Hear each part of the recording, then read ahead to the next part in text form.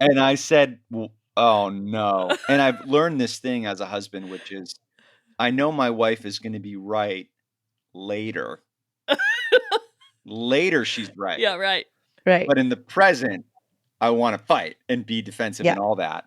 So the question becomes, how do I try to process later now? Right. And that day I didn't have time. What would happen if we just told the truth? Welcome to Truth Works, where we dig into the nitty-gritty of leadership and work. And what needs to change.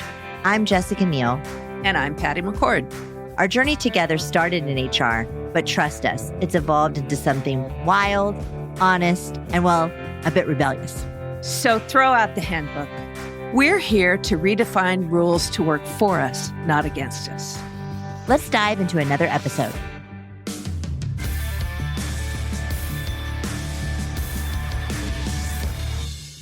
We are so excited to bring you this great conversation today, but we also want to give you a heads up that in this episode, we discuss hard topics surrounding mental health and mentions of suicidal ideation. Please do whatever you need to do to take care of yourself. Today, we are joined by the wonderful Andy Dunn. So excited to have you here today, Andy. Andy is the founder and CEO of Bonobos, a men's retail giant that was acquired by Walmart. And he's also the author of the book Burn Rate, which came out a few months ago. And Andy, we met, I don't know if you remember. I think you do. I tried to recruit you and you said no. And you took me to some weird Mexican restaurant somewhere in this Bay Area. I don't know where. Mountain View. Yeah, in Mountain View. We met in Mountain View. And we repeated that cycle every 2 years and you kept saying no. One day we're going to get to work together, I hope. I hope so too. So Andy, is there anything that I missed in your intro? I mean, you've accomplished so much. There's one modification, which is you said co-founder and CEO of Bonobos. And I'm so excited to say, just co-founder of Bonobos. Oh, I got to retire from that post. You were CEO for a long time. For 10 years, yes. I was the founding CEO. Maybe that was what you meant. But what's cool now is I'm back as an advisor, which is sort of a newish thing. In fact, I was just at Nordstrom 2 days ago, rebooting the Bonobos relationship with Nordstrom, with the new owner and with the CEO. And I thought a couple things. First, I thought it's so cool to be doing this again.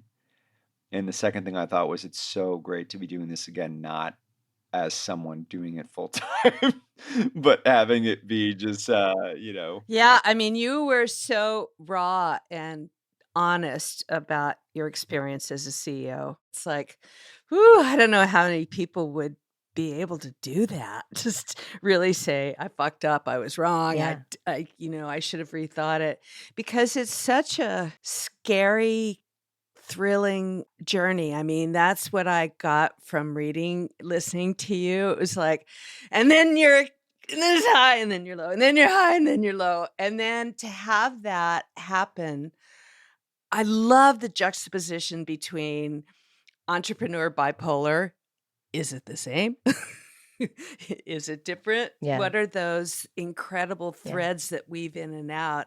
And I know Jessica and I have talked about all the CEOs we've worked with, over our time. And there's no two people are alike. No two situations are the same. But that fluctuation between really high and really low is really common. Yeah, it is. Well, before we get into that, Andy, I want to back up a little bit and just tell the listeners a little bit about your journey. You wrote this amazing book called Burn Rate, where, as Patty describes, you get incredibly raw and vulnerable and talk about your experiences, not only being an entrepreneur and a CEO, but in having bipolar 1. I want to maybe take a step back and talk about the process you went through to decide to tell this story. And, how scared were you? I was not that scared, a little scared. Maybe the right emotion would be I was anxious, just at how it would be received. But the privilege of putting the story out without fear of career retribution because I had sold my company. I had money. So it was sort of, okay, I can now tell this. And if everything goes poorly in my career from here, I'm okay, which I didn't feel coming up. I didn't feel I could raise venture capital if I was on the record as having bipolar. I didn't feel like people would want to work for me if I was on the record. Turns out that when they found out, there were a lot of conversations like, oh, you have a mood disorder? Oh, of course, everyone knew. There are forms of diversity that are hidden and forms that are not. And neurodiversity tends to not be hidden because we experience it when we interact. So the decision to write the book was driven by the courage of my wife, who said, yeah, of course, let's put this out there. My intrinsic motivations were twofold. One was selfish and one was altruistic. As sometimes the human species, we have those two possibilities. The selfish part was I was just tired of being ashamed. And I was angry that I had imputed some type of human stain from having bipolar. Even this idea that someone is bipolar versus has it. Yeah, you have it. It's like, no one is bipolar, just like no one is cancer. We shall not conflate the identity and the illness. It's hard enough to have the illness, let alone to be it, which sounds nonsensical when you compare it to a physical ailment. And so I was tired of being ashamed, and I wanted to get the shame out of my body. I wanted it out. And what is shame? And I did some work on this. Shame is what is unspeakable, right? And so to speak it is to say it's not shameful. If I can talk about it, then there's nothing that I'm ashamed of. Otherwise, I would have to hide it, or we would have to bury it. And I think it's such a powerful emotion. I mean, I really, really do. I've been thinking about it a lot since I wrote my book. It's like, so I talk a lot about moving on and being fired, right? And I say, look, there's no weapons involved. There's nobody dying.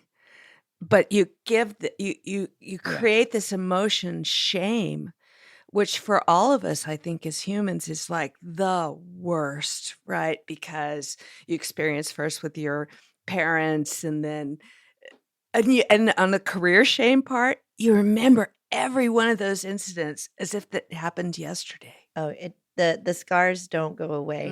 They're there forever, which is kind of unbelievable. So what you did that was so incredible was you brought that into the open and said, it may not be a curse. Yeah, and it has two sides. It's the strengths have shadows thing.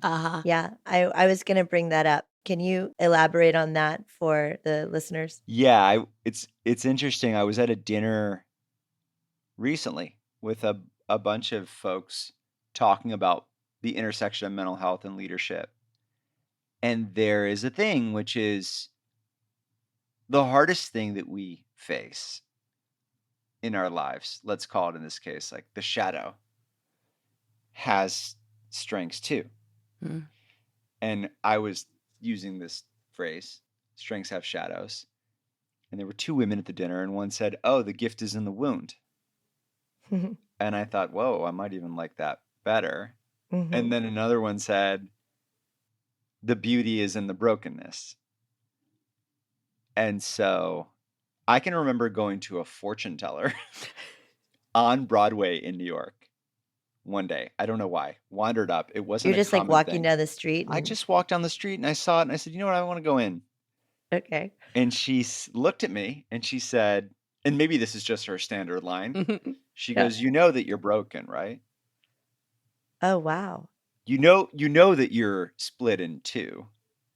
And really? it resonated in a way because I had this formative, life-changing experience of going through a psychotic episode, delusions of grandeur, all the things that come with a manic break. And I received this diagnosis coming out of it that was pretty directionally clear.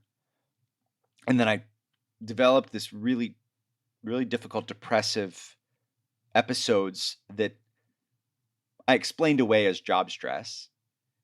And so colloquially, bipolar 1 is known as manic depressive illness. And it was so clear. It was clear that this diagnosis that I received when I was 20 was accurate, and yet it was hidden. It was even hidden from me because I buried it deep, such that only once in a while would I even remember that it happened, which sounds ridiculous. And I've now learned is the nature of a traumatic memory. One may not have access to a traumatic memory in the frontal cortex all the time. It can rise and fall, and that creates a brokenness, right? It creates problems. And so to integrate and say, I can embrace my life, including that this happened, including that I have this.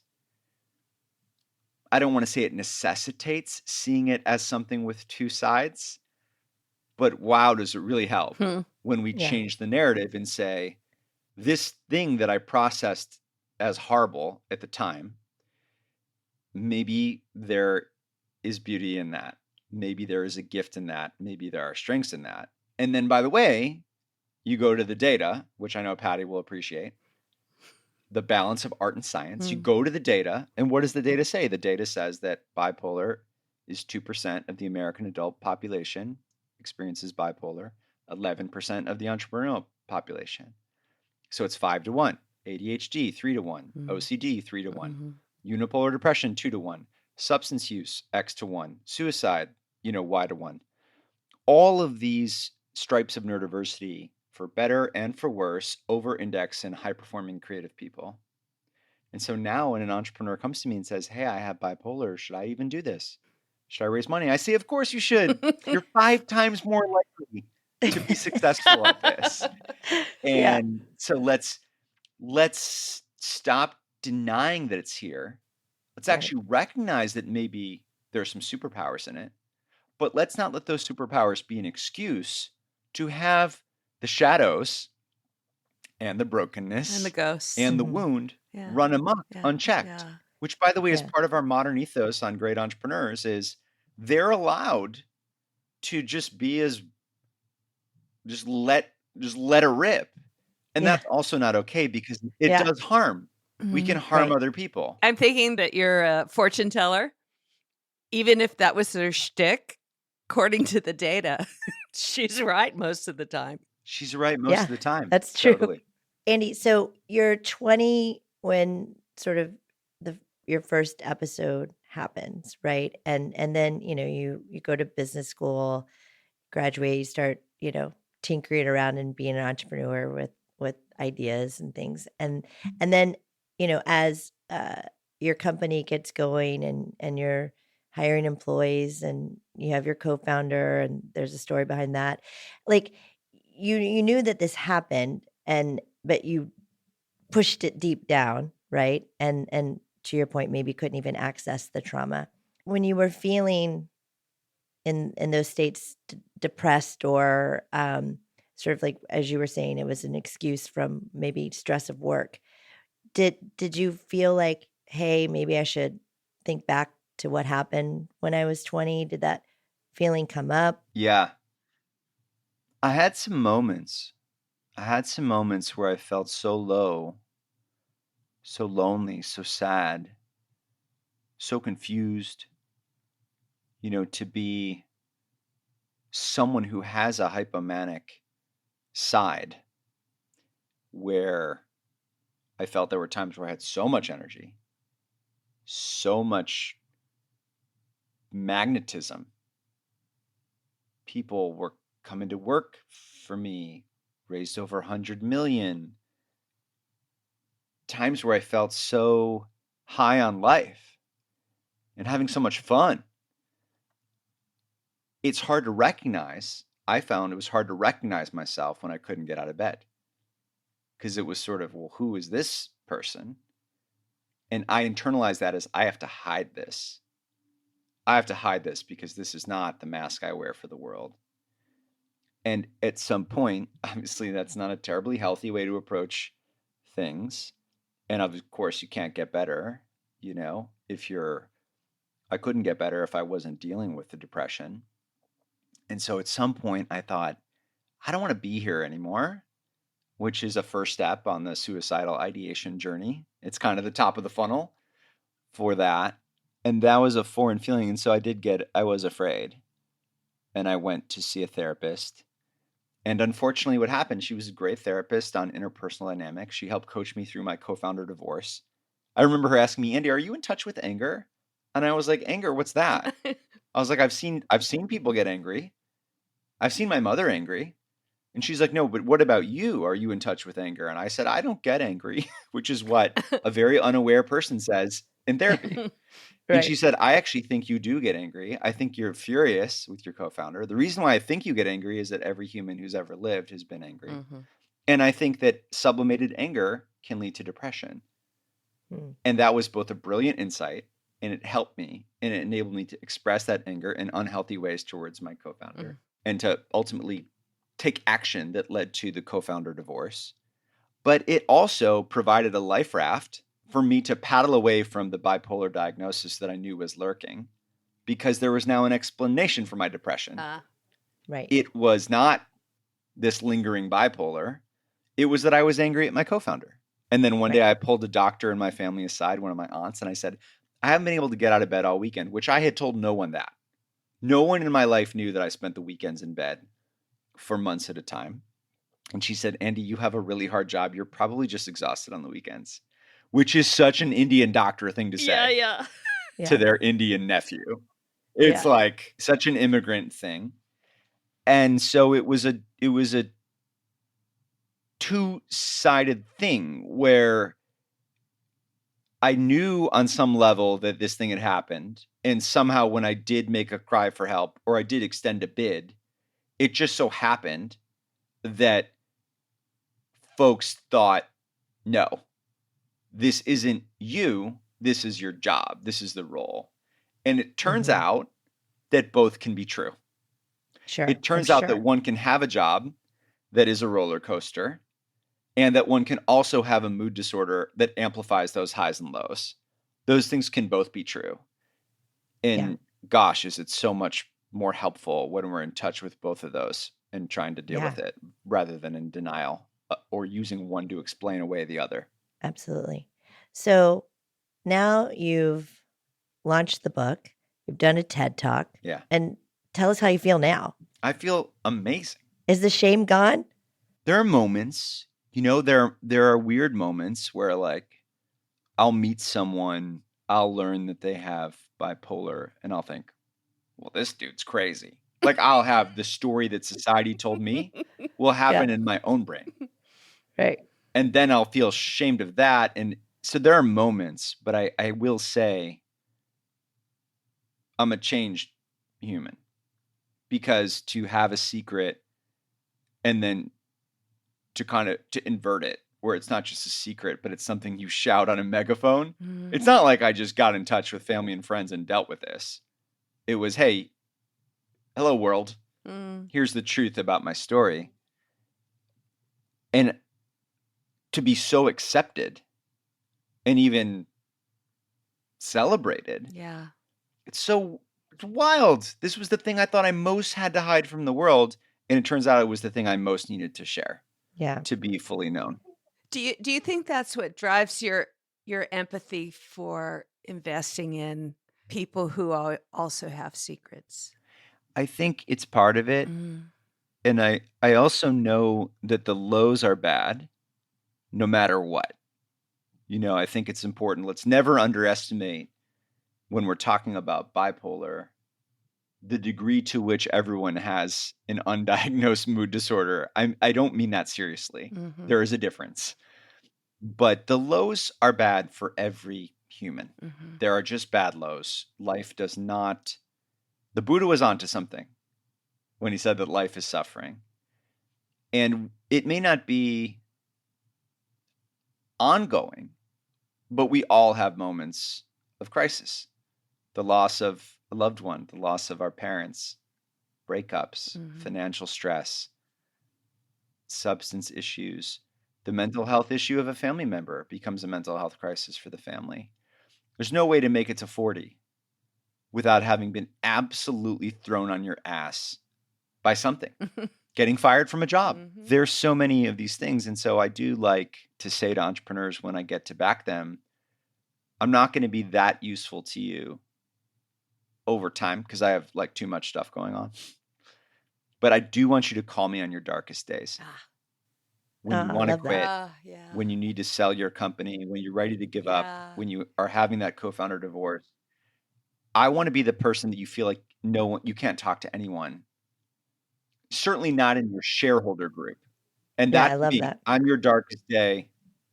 You know, I want to be the bad signal. I have a group of women CEOs that I'm friends with forever. We call it Patty's Posse.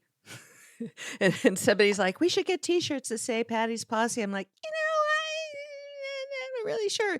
But I am that same person. I like it. In your darkest day, right? Just call me up and go, yeah, I can't believe they're treating me like this. I'm ashamed. I'm afraid. What do I do? How do I deal with this? And so that the reason I asked that was the people that for whom empathy is as much of the equation as the data and the return on an investment. Yeah, you know, my wife and my sister are both entrepreneurs. And they both are more accomplished at the stage of their businesses than most male founders that I know that get funded. And they have to work so hard to raise money. Yeah. And then the data shows, right? 3% of venture capital goes to founding female CEOs. We skew the data up by speaking about female co-founders, but female CEOs. And, you know, I was with my wife last night and she's grinding through it. And it's just hard. This stuff is hard. She's like mad that she has to be better to get the same thing. It's every conversation I have with my posse is this exact same conversation. Yeah, I had this amazing experience with my wife vis-a-vis this issue of how to talk about gender in the workplace. I got invited to do something really special, which is to give a talk at International Women's Day at Walmart to 5,000 people. And I thought, great, I'm going to be a man talking on International Women's Day. I'm so effed. Just this setup is not going to go well. And so I really worked on it. You're going to rush the stage. Yeah, I really worked on it. And I wrote a speech about my grandmother. My grandmother on my mom's side was a child bride. And she was promised to be married at 11, married at 13, 2 miscarriages at 15 and 17, then 7 kids, the middle of whom was my mom, who was born on the refugee trail. And it was this whole thing about her life story. And I shared it with and how far we've come and how, you know, I shared it. My mom was like, this is great. My sister, my mother-in-law, who's one of the leading feminist anthropologists, reproductive rights advocate from back in the 60s. And I finally got to Manuela at 11 p.m., my wife. And she's like, I think this is terrible. Why? And I said, well, oh, no. And I've learned this thing as a husband, which is I know my wife is going to be right later. Later, she's right. Yeah, right. But in the present, I want to fight and be defensive and all that. So the question becomes, how do I try to process later now? Right. And that day I didn't have time because the speech was at 8 a.m. and I was in a hotel in Bentonville at 11 p.m. And I said, well, what's the problem with it?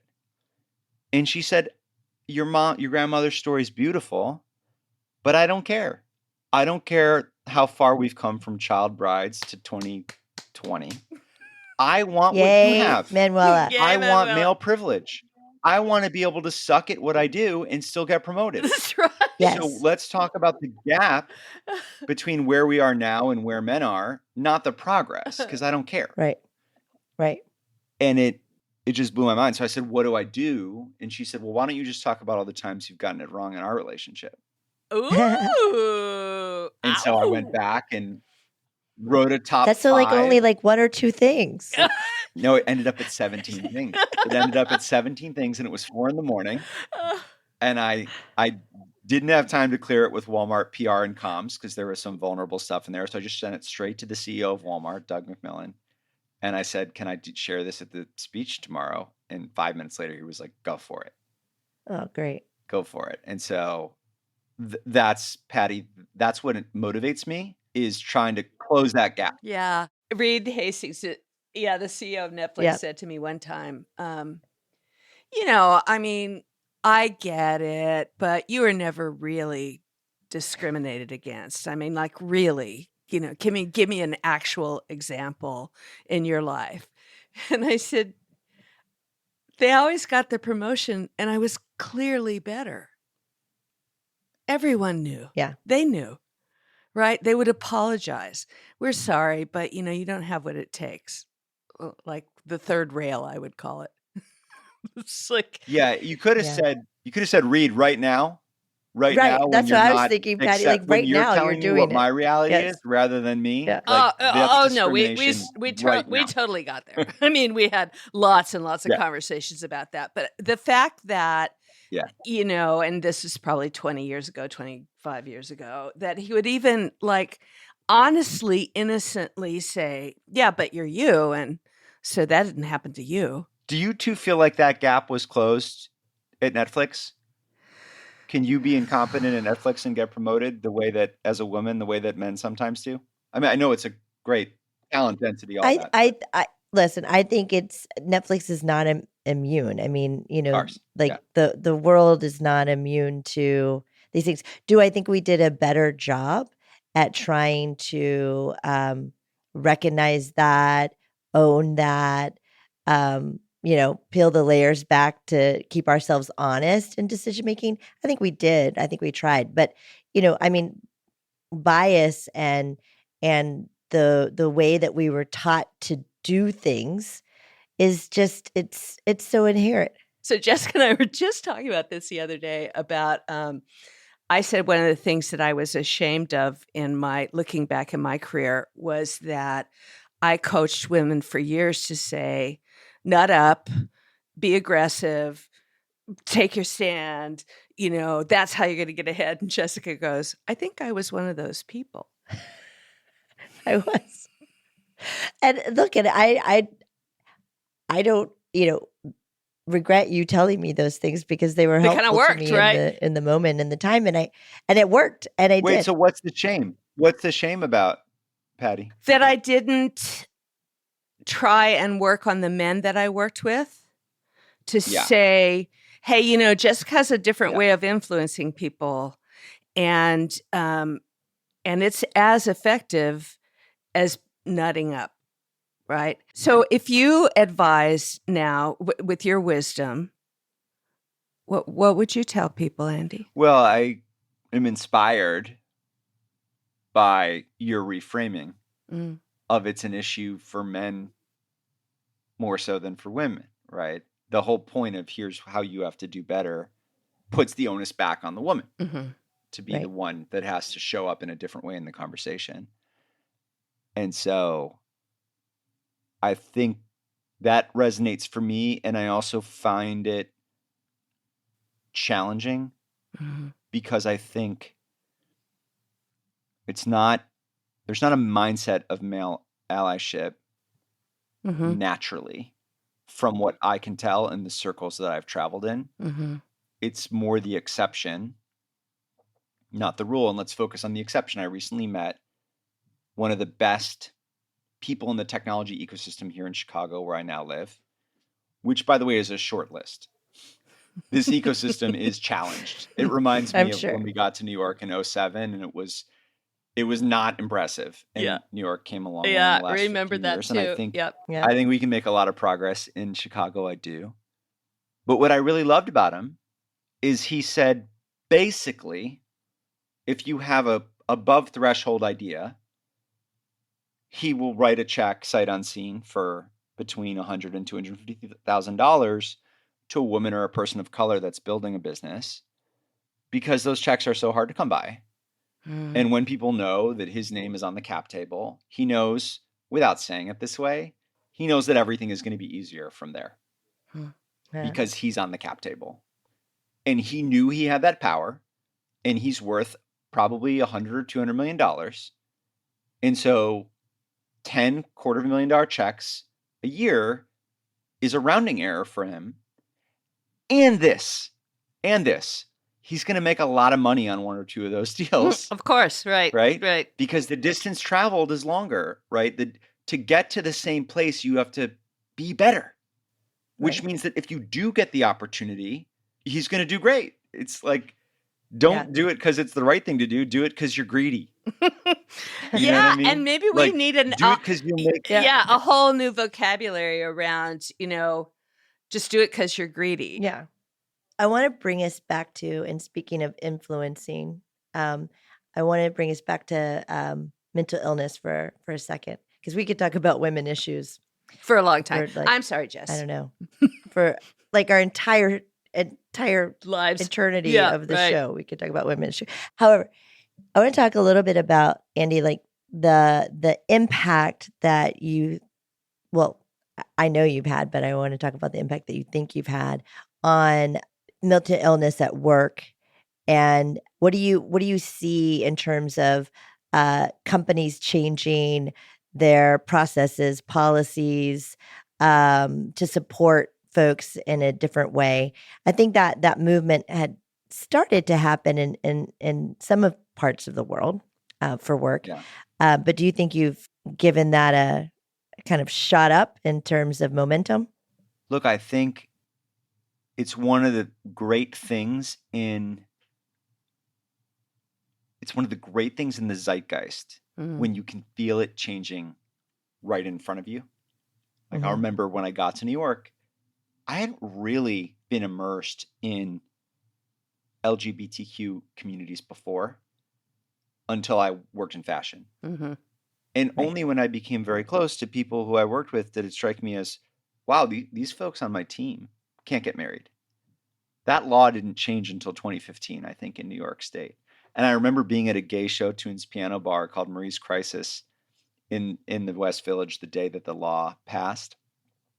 And just the sound of human liberation. It might have been like being there for women's suffrage, or when the Civil Rights Act of 1965 got passed, it was like being there a block from Stonewall Inn. Right. And so we saw that change. And there are really cool charts that show the rate at which the states adopted freedom of marriage.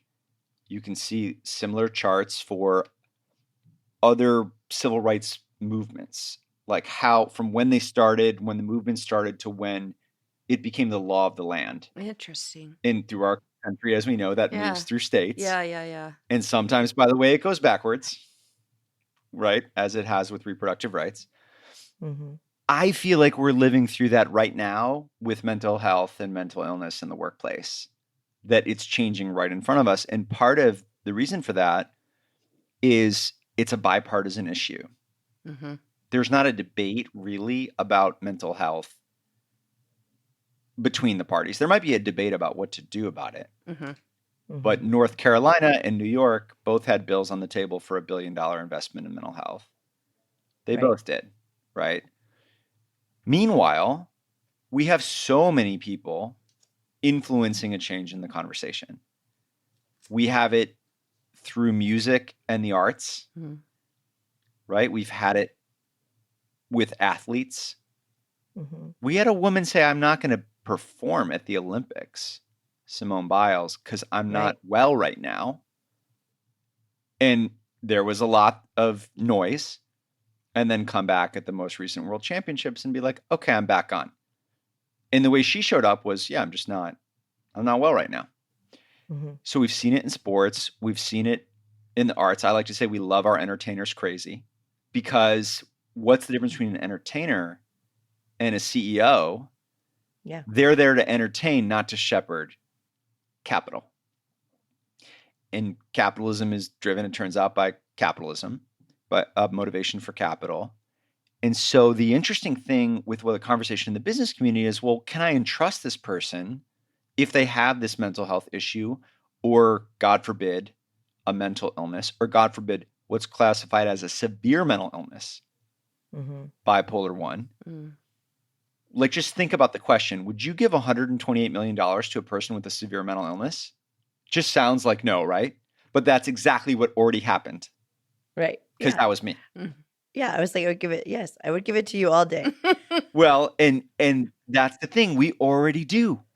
Right. We already do. We just don't know we do. Right. Yeah. We just don't know we do. There's so many social issues that are like that. Like, well, we already do that.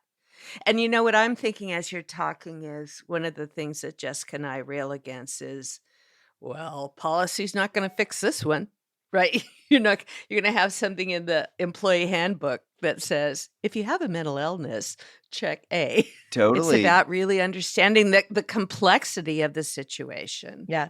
Yeah. For you and me, Jess, I mean, for us, like some of the solutions to things in the workplace are so simplistic and general that this is a complex issue, right? And takes empathy and understanding. It is complex, and not every illness is the same. Yeah. Andy, what's your advice on two dimensions? One for companies, right? Yeah. But one for individuals who aren't an entrepreneur. They just work somewhere in the world, and they're struggling with mental health. And they're ashamed to come forward and say anything about it for fear of losing their job or, being discriminated against in some way. What's your advice for companies to support them, but also individuals who are struggling, who just don't know what to do? Exactly the right question. And I think the first thing to internalize is that it's a privilege to disclose. So, yeah, Elon Musk now, Saturday Night Live, hey, I've got autism. Mm-hmm. In the Walter Isaacson book, speculation, hey, I have bipolar. No one cares because a fair amount of economic value has already been created, right? Sure. He's probably okay. And I'm not Elon, and I'm also in a privileged position with a win on the board, right? To say, I can share this. It's almost expected of entrepreneurial populations. It's almost like the entertainers. But it's not, you can't do it before the win. Right. Right. Like you're already proven. You can't do it before the win because you don't know. Right. And then to your point, what if you're further down in the organization? What if you're a rising senior manager and you have a manic episode and you're on a work travel trip? As I recently heard from someone, he was on a work travel trip in New York and he had a manic episode. And he was off running around town and giving away his computer and wasn't fully clothed. What about his career? And can he talk about what happened? And I think for us to get to a point where that can be the case for someone like him, that rather than everyone finding out when the episode happens, but being able to disclose before, it has to be top-down disclosure, which is where the second argument for self-interest is important. And I tell this to CEOs who I meet, not founding CEOs, promoted CEOs who are very different animals. Mm-hmm. I say, don't disclose because it's the right thing to do. Disclose because vulnerability will earn you more followers than fear. I love that. You will be I love that. You think that's true for the senior manager? No, it's definitely not true for the senior manager, which is why if you want your company to start to embrace what's happening with mental health disclosure, it's not possible if it's not the norm from the top down. Yep. Right. Because the people who have already amassed organizational power, there's nowhere else to get promoted as a CEO. You're done. Mm-hmm. You might get fired, but you're not getting promoted. So you have power to disclose. Mm-hmm. Mm-hmm. And so why would you do it? You already got there by trying to hide it or whatever Jedi Jiu-Jitsu shit you had to do to become the CEO to win the world's hardest promotion tournaments. Well, now you have to realize there's nowhere further for you to go, and therefore you are the person who is most vested with the power of disclosure. And what will happen when you disclose your stuff is people will love you more. Yeah. Or begin to love you. And what do leaders most want? Yeah. They want to be loved and respected and admired. Yeah, but Jess, it's our through line for this podcast, right? Like The honesty will get you more than the manipulation. And I think for CEOs, at some point, you're like, okay, do I want to become a master manipulator of every situation? Or can I train myself to tell the truth? And both of them are really hard things to do. They're hard. And I can still remember being 22, a Bain analyst, this consulting firm. And there was this guy, and he was tall, and he was handsome, and he was named Peter, not John, but he was already 3 for 3 on leadership at work. And he was also funny and smart, and he was on a rocket ship trajectory. And he at some point took me into a room and said, "Hey, what's going on with this thing? Why are you so performative when you're giving a presentation? It's very used car salesman. Like, that's not your job. You're an analyst. Your job is to be data-driven and fact-based. You're not raising money, right?" But I was already raising money. And he said, "Let me tell you about my career.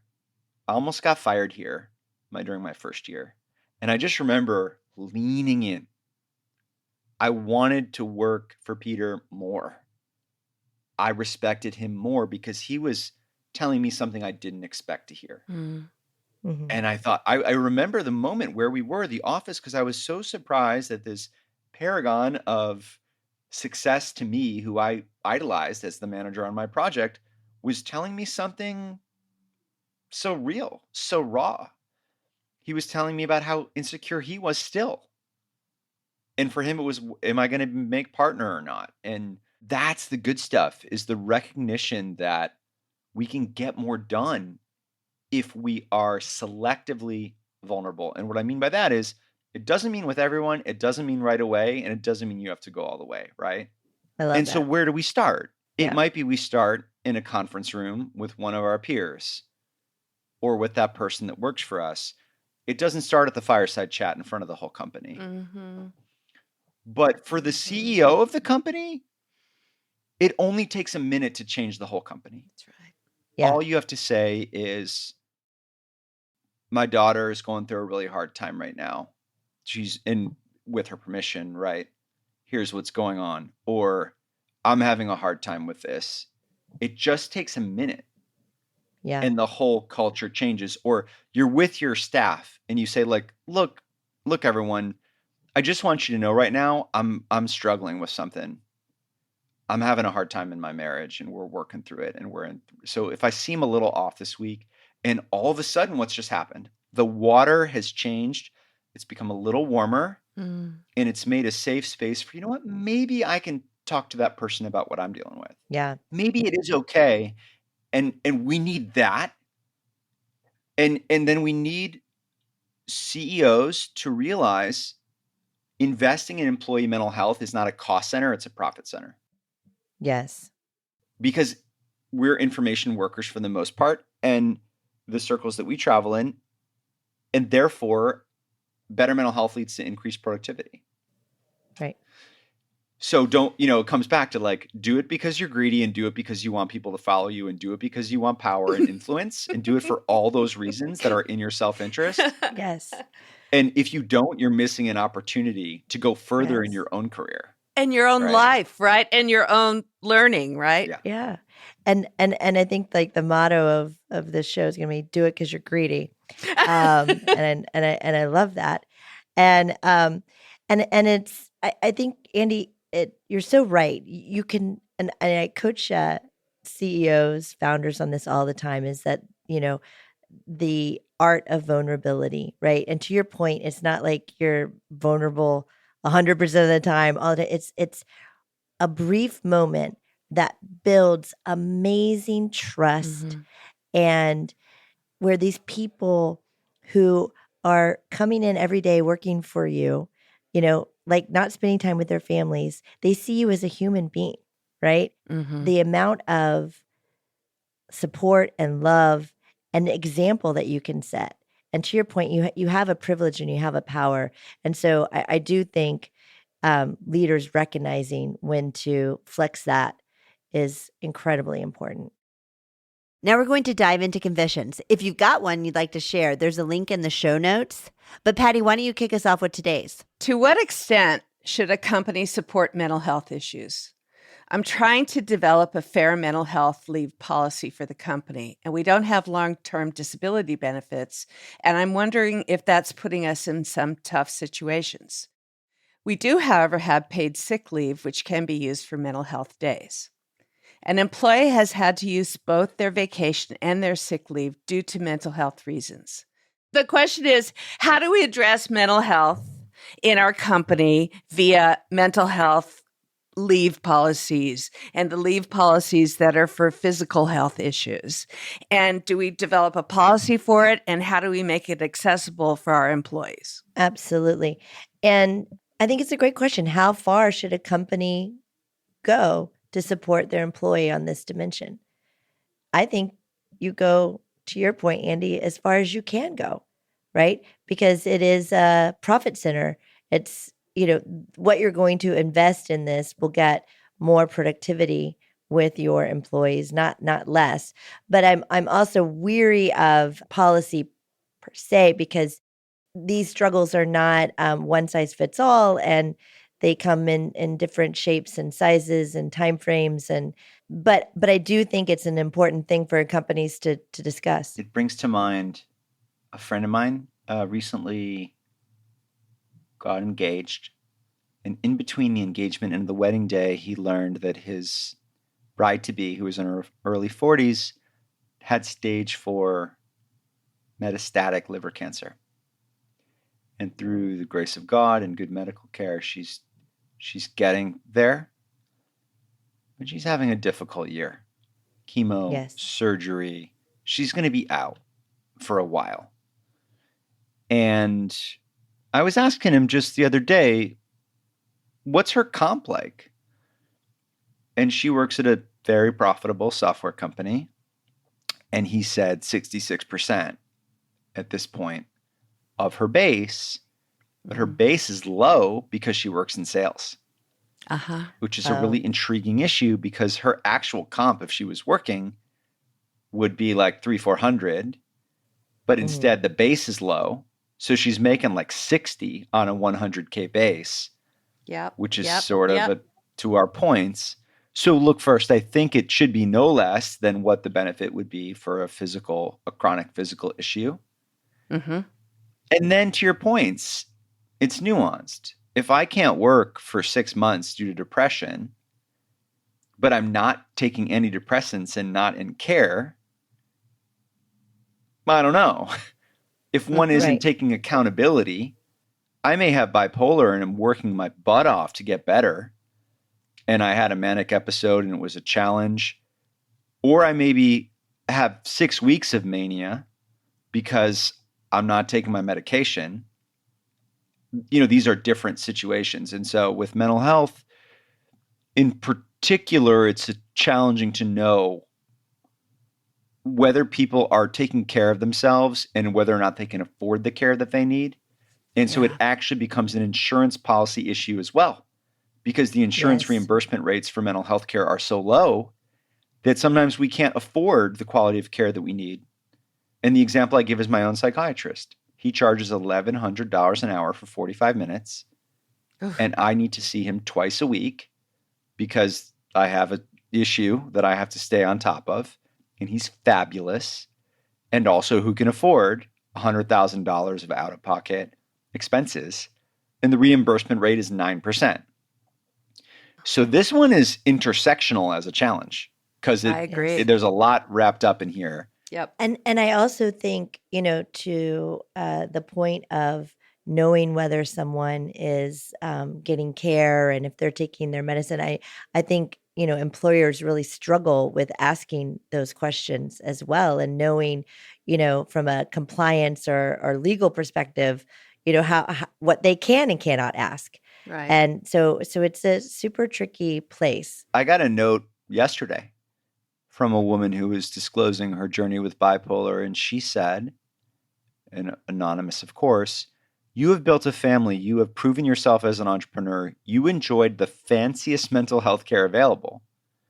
And you can now stand on this platform and talk to the hearts of people like me, making us feel relevant as entrepreneurs and giving us strength to carry on. And that was a very nice compliment. But what I took away from it was we need everyone to have the fanciest mental health care to be able to get to these kinds of outcomes. And it's not like we don't have this issue on the physical health side, but mental health is particularly bad because it's also hard to get access to care. When you're in a mental health crisis, you are not in a position to find the right care. So this is going to take a 360 approach for a company. What a good quote, though. That's such a great close for us. Fancy. It is a great I thought close. I do. It's like I have a Gucci psychiatrist. To your point, Andy, there's a lot to be work to be done, and mental illness is sort of far behind where we are in some of the physical illness dimensions. And with your contribution of being so vulnerable and honest and open about your own personal struggles, I know and will be watching it have a massive impact on this issue. So thank you so much for sharing with us and talking with us today. And thank you for being so vulnerable and writing that book. It was tremendous. Thank you. Thank you, Jessica, for years of friendship and job offer rejection. It's not you, Andy. It's me. It's not you. It's me. I've done the therapy. I've done the work. And Patty, thank you for from afar. You and your work and your insights and ideas inspired me a great deal on how to try to build a great culture and a great company. And so it's a beautiful moment to be here together talking about this. You're welcome. Thanks for listening to TruthWorks. This episode was produced and edited by Megan Hayward and Mick Finnegan. Thank you to Kathleen Speckert and the whole Edit Audio team.